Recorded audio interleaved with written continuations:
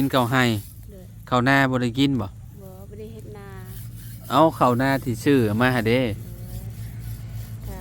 บางเทื่อก็บ่มีก็ซื้อเอาอืมอันนี้ก็น้องให้ก็ซื้อกินน้องกินข้าวน้องก่อนแม่น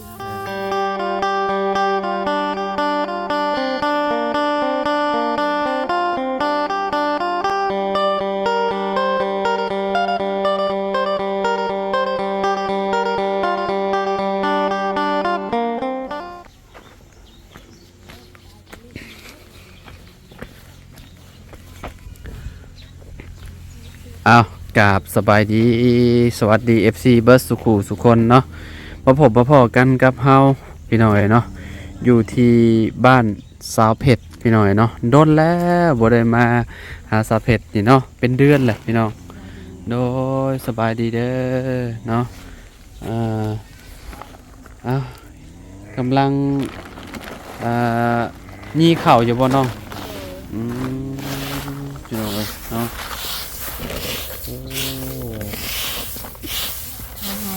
เขาให้บ่เนี่ยนะ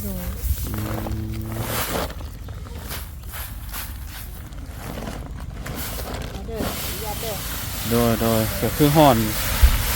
ก่อนไปหน่อยเนาะ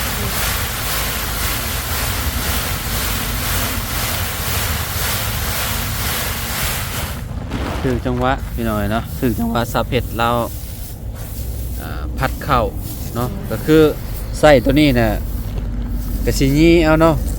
ยี่แห่มากมันหล่นออกจากพวงมันพี่น้อยนี่กูสิได้กินกับโมเมนต์ง่ายอีกสมมติว่าเอาไปชี้กะเพิ่นก็ฮุบหมอเบิดนี่เนาะยี่แล้วไปตำอีกบ่นี่ชี้ไปตำเลยเอาไปชี้จากห้องไปห้องชี้บ่ตำเอาชี้ราคาเท่าไดคะแนนชี้ประมาณ30,000บ่โอ้เว้าดังๆหน่อยเด้อโดยพี่น้องเนาะบ่ได้เสียบไม้มื้อนี้พัดแต่โดนแล้วโดนแล้วชอบหนึ่งบ่นี่น่ะโดยชอบดึงแหละพี่น้องเอ้ยเป็นข้าวใหม่เนาะนี่เป็นยังไงอยู่ดีมีเฮงไงบ่ช่วงนี้เฮ็ดเวียกยังมารับจ้างกดมันเขารับจ้างกดมันโดยวันเท่าใดวันละแสนเจ้าให้วันละแสนโดยเอามื้อนี้หยุดบ่มื้อนี้พักผ่อนน่ะตักเขานี่แหละอ๋อตากข้าวแล้วก็มายี่เนาะพี่น้องเอ้ยข้าวตัวเองบ่นี่หรือว่าซื้อมาบ่ข้าวตัวเองข้าวน้องเฮาข้าวน้องเจ้าโดยอยู่บ้านกะลกอ๋อเพิ่นให้มาจากชอบชอบให้มา2ชอบโดยก่อนหน้านี้กินข้าวยังซะกินข้าวแบบข้าวหน้านี่บ่กินข้าวให้นั่นแหละกินข้าวให้ข้าวหน้าบ่ได้กินบ่ได้เฮ็ดนาเอาข้าวหน้าที่ซื้อมาหาเด้ก็บางเทื่อก็บ่มีก็ซื้อเอาอันนี้ก็น้องให้ก็ซื้อกินข้าวน้องก่อนแม่นเพิ่นให้มา2สอบหาก็สิเอามายี่มาตากนี่บ่นี่หรือว่าแนวใดตากก่อนตากก่อนยังตำตำกับสีตัวใดคักกว่ากัน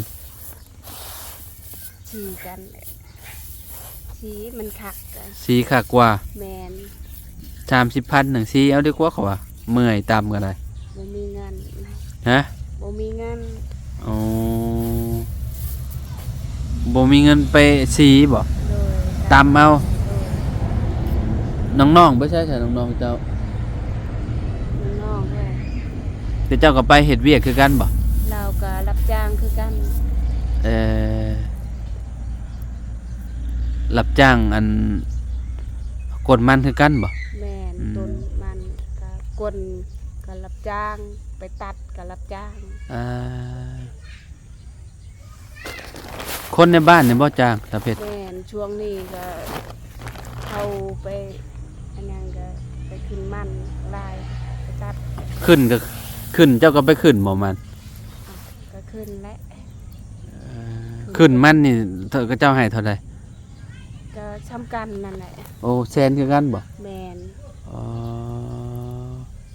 คือให้ถูกแต่เนาะวันละแสน แมนคือ แต่เก่าขึ้นมันนี่สิได้อยู่150,000 ยังใครแน่แล้วฉันหาอันนี้ก็ฉันหนึ่ง แสนเดียวนึงก็เจ้าให้ แมน อืมมื้ออื่นไปอีกบ่มื้ออื่น เราบอกกับไปอีก ต้องรอให้เขามาบอกก่อนเนาะ โดย เขามาบอกเขาบ่ได้ไปเนาะคือมื้อนี้แหล้วเนาะ โดยไปน้องๆก็ไปคอยก็ไป อ่า แม่คอยก็ไป อืม ไปหมดบ้านนั่นแหละ ไปคุมื้อเนาะ แม่นคือนี่บริยูเพื่อนครับช่วงนี้ คะแนนว่ามาต้องมายามแรงเนาะจังเห็นจ้ะเนาะเลิกจากเฮ็ด ประมาณ5 โมง 5 โมงเนาะ แม่น จากเลิกเฮ็ดงานมาแล้วก็ประมาณ4 โมงอันนี้ไปจังโมงสะเพ็ด ไปประมาณ7 โมง8 โมงแล้วเขา อ๋อ เริ่มเฮ็ดกับ8 โมงแล้ว บ่ กินข้าวแล้วกับเฮ็ด ก็คือพักเที่ยง พักเที่ยงประมาณ11 โมง พักเที่ยง11 โมง โดย 11 โมงปลายเนาะ โดย เพราะว่าสิพักนี่11 โมงปลายๆเนาะ12 โมงนี่คือแบบกินข้าวกินหยังแล้วก็พักผ่อนประมาณบ่ายโมงแล้วก็ลงงานอีกเนาะ โดย บ่ได้เห็นเราแต่โดนแหละพี่น้องเอ้ยเนาะ โดยหา มันเป็นเดือนแล้วจ้ะเนาะ แม่น อยู่นี่มีแฮงอยู่แล้วว่า เลย หมู่คู่ไปเฮ็ดเวียกหรอบ่หมู่เจ้า จักนำเข้าคอยก็บ่ได้ติดต่อเขา เอาก็เจ้าบ่ได้มาบ่บ่ได้มาลิ้นนํบ่ บ่ สาวอีหยังที่ว่ามาลิ้นนํเจ้าตอนนั้นเราบ่ได้มาแล้วบ่ ปุ้นชาวเจียน เราไปเฮ็ดเวียกหรอบ่ เราก็ไปกวนมันเขาเอง อ๋อเรามีสวนเนาะ แม่นเราก็ลายชวนลายดินแล้ว อืม ยังใครแน่ เจ้าบ่ได้มี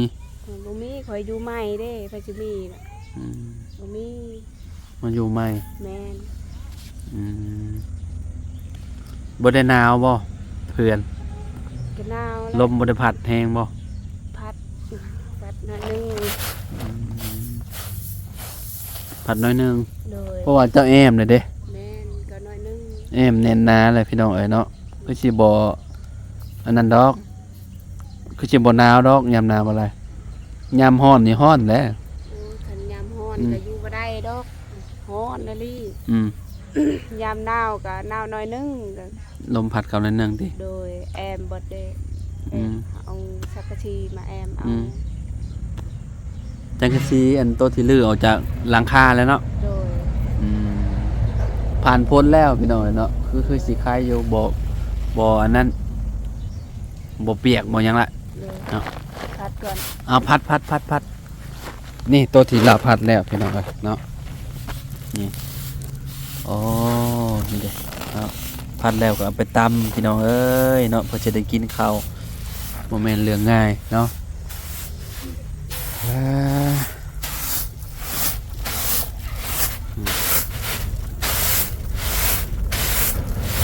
เราก็เป็นเบัดทุกอย่างดูถ้าเป็ด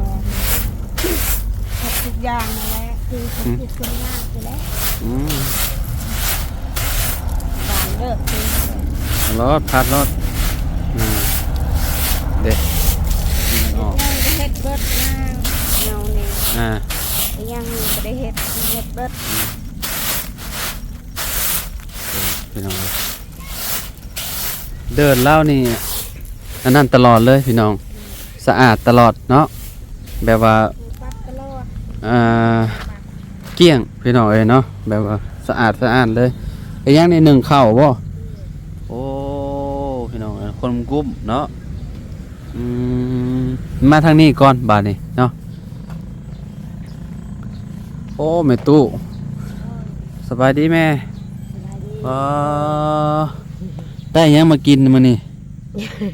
นี่แหละไปสอนหวย แล้วฮวกบ่ อืม เอ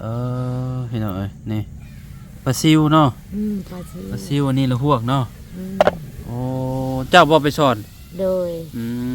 ม แม่ได้ไปชอนพุ่นผู้คุณผู้พุ่น บ่ ใกล้ๆนี่ลูกโอ้ยไปแต่เช้า อืม บ่ได้กินข้าวพุ่น แล้วพวกหยังแม่นี่ จักพวกยังนี่ก็ไปเครียดอะยังจะเครียดอะยังนี่ล่ะเป็น แล้วพวกเขียดหยังเด้นี่เนาะ เครียดอะยังเฮาก็บ่ฮู้คือกัน บ่แม่นละพวกกบบ่ บ่แม่น บ่แม่นบ่ อืม ละพวกหยังอันนี้บ่ดำๆเนาะโตเนาะ ดำ โอเคจ้ะเดี๋ยวไปหาทางสะเพ็ดมันก่อนพี่น้องแวะมาเบิ่งคิดว่ามีตู้เราเฮ็ดหยัง ที่แท้เราอันเลือกปลาอยู่พี่น้อง อันนี้หอยหยังซะแม่นี่ ๆหอยอันนั้น หืม โอ้ย จักหอยหยังเนาะ จักหอยยัง ไปจะไปแล้วพี่น้องเอ้ยเนาะมาทางนี้ก่อนตอนนี้เนาะ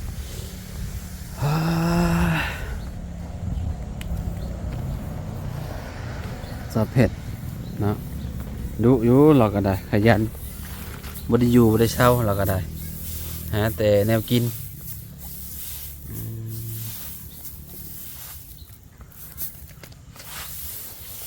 อันนี้ก็ยี่อีกบ่แม่นง่ายอีกอันนี่เนาะ เอาตีนอีกมาเย่ละ อย่าตีนยองๆเลยเนาะ แม่น แค่นี้แต่มันบ่มีน้ บ่มี ำมันบ่มีอันโตแหลมๆมันเลยเด้ใครแน่เนาะ แม่น อันนี้มีโตแหลมๆเนี่ยโอ้เจ็บขนาดเลยพี่น้องเอ้ย พูดชอยเล่าก็ให้ช่องเป้า เราได้หลายบ่ ลาย เรามีที่หลายเนาะ แม่น ที่ทั้งพัวเราเหรอว่า โดย เอ่อก วางอลี อ่า ให้เล่า จะไปพูดช่วยเราจักมื้อ อาทิตย์หนึ่ง ไปอาทิตย์หนึ่งเลย โดย อืมก็คือไปเบิดเลยนี่เนาะ แม่น ไปเบิดครอบครัวเลยพี่น้องเอ้ยเนาะ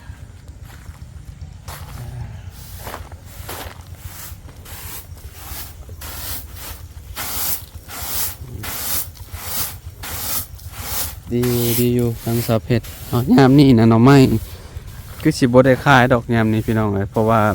มันเริ่มหายากแล้วเนาะเพื่อนเพิ่นเนาะบริเวณแถวนี้ก็คือแบบสะอาดสะอ้านพี่น้องเอ้ยเนาะเป็นแปลนเลยเนาะเรือนลาวยอมรับโอ้หมักแตบแห่กระลายเว้ยโอ้มันหักยังกำลังเป็นดอกเนาะมันยังบ่ใหญ่เนาะสะเพ็ดเนาะพี่น้องเอ้ยไม่ได้สิมาซื้อน้ำลาวก็เอาไปตำกินพี่น้องเอ้ยตำเมี่ยงหัวจิงไข่โอ้คักหลายบัดมันเป็นได้หลายเดี๋ยวสิมาซื้ออันนั้นเด้อ โดย นี่เด็กพี่น้องเอ้ยนี่เห็นปะกำลังหมากกระจอเลยหมากกระแตบเนาะนี่ดกกะลีพี่น้องเอ้ยโอ้บ่เกินอาทิตย์2 อาทิตย์ดอกนี่เนาะถ้าเผ็ด โดย เดี๋ยวมันก็เต็มอยู่แล้วนี่พี่น้องเอ้ย แซ่บ กินกับเมี่ยงเนาะ แม่น เมี่ยงหัวจิงไข่พี่น้องเอ้ย อันนี้กินไข่ก็มี โอ้หัวจิงไข่ก็มีชื่อไปพร้อมเลยแล้วสินี่นี่พี่น้องเอ้ยเนาะโอ้มันจะกอใหญ่ๆเนาะต้มไก่นี่ครั้งแรกนี่ แม่น เอ้ย ปลูกเอาสบายกินอันนี้ก็ปลูกสบายกิน ทำสิกินเนาะพี่น้องเอ้ยปลูกเต็มแฮนแล้วก็ปลูกหลายๆ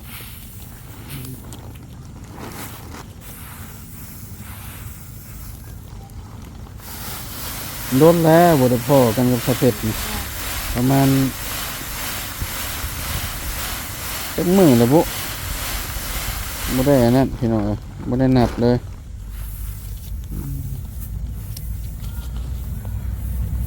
บ่ได้ซื้อหยังมาเฮาก็ได้พี่น้องเอ้ยเนาะมีแต่สิเอาเงินให้ไปลาวแล้วไปซื้อมีซื้อหยังมาลวกกินพี่น้องเอ้ยเนาะทางสะเพ็ดเพิ่นเนาะเพราะว่าขับรถจักรแล้วมันจะสิเอาไว้อยู่ไสพี่น้องเอ้ยเนาะก็เลยแบบให้เงินเราไปซื้อมีมาลวกกินแรงมีหยังกินบ่แรงนี่สะเพ็ด จะแม่ช้อนตามกินเลย อ๋อ แม่นแหละเนาะ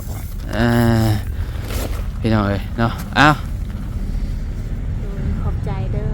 อ โดยไปซื้ออิหยังก็แล้วแต่ถ้าอยากเป็นหมี่เป็นหยังก็ได้เนาะเพอบ่มีอยู่บ่เพออยู่ในบ้าน มี ถ้วยเท่าใด จะ5,000 ถ้วย5,000 แม่น 10,000 แม่น 10หรือ20 จักและเช้านั่นแหละ มีที่คนขายแถวบ้านเจ้า มีเขาขายเป็นทุง อืม ไม่ขายเป็นถ้วย อยากก็ไปซื้อกินเนาะ โดย มีเมื่อยพี่น้องเอ้ยซื้อน้ำเย็นๆกินก็ได้เนาะ โดย พี่น้องเอ้ยเนาะสู้เนาะพี่น้องเอ้ยสู้ต่อไปสาวเพชรเอ้ยเป็นกำลังใจให้คือเก่าคือเดิมเด้อ โดยสู้มาตลอดนะ สู้ตลอดเนาะ โดย ไปสักขอยไปปะเลยเด้อเนาะ โดย ไว้พ่อกันใหม่เด้อเนาะ FC เพิ่นก็ขอมาว่าอยากให้มาหาสาวเพชรแน่ว่าซั่นเนาะมื้อนี้ก็มาหาเพิ่นแหละพี่น้องเอ้ยเนาะ น้องก็ดีใจแล้วมาหา โดย โดนแล้วบ่ได้ไปหา เนาะโดนน่ะเนาะ โดย บ่ได้พ้อกันเนาะ แม่ อืม เฮาก็คิดในใจวิชัย มีหยังอวยพรให้ FC อย่าบ่ปีใหม่ก็สิฮอดแล้วเนี่ย โดยเฮาก็อวยพร อวยพรแล้วมองดู โดยอวยพรไอ้ชีเด้อพอปีใหม่ ครั้งนี้ขอให้อยู่ดีมีแห้งขอบเจ็บจะได้ใครจะมีขอปีใหม่นี้ขอค่าเงินหาคำขอได้ขอมีเด้อสาธุ โอเค